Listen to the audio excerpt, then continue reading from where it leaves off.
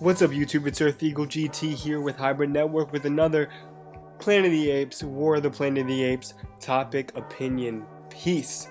Now I've been noticing, recently especially with the new trailer coming out and with the teaser beforehand, that I feel like this might finally be the first film from the Apes perspective.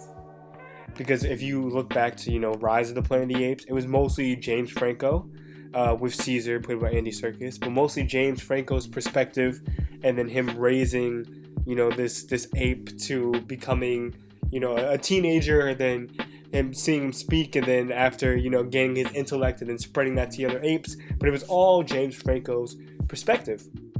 Then on Dawn of the Planet of the Apes, it was a split perspective between Caesar and then Malcolm, played by Jason Clarke, and then even Dreyfus in a way, and Ellie, and even Koba too. But it was a split between the apes and the humans once again, and it's more of like an even playing. It wasn't as much. The first movie was all of James Franco's character.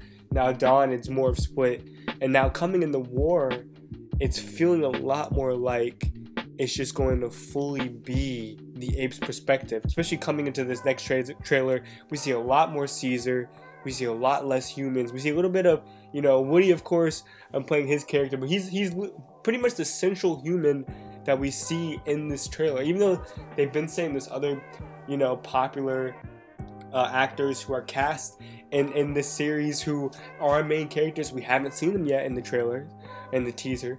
We've only seen Woody. So what I think it's the most interesting aspect of it is that it's only, especially since we're going to war and you have to be on one side or the other, at least from a film perspective, at least for this film's perspective, I think they're going all out on finally just being on the apes' perspective. I think that's really interesting because it feels like not only a good way to show the character development of the apes, but also the movie's development from human to human perspective to just human and kind of half ape perspective, and now just fully ape perspective. And then if there's another movie after this, which I'm not sure entirely if that's what they're doing, we'll see where it goes from there. But I definitely think that's the most interesting aspect of that. This is why this is happening.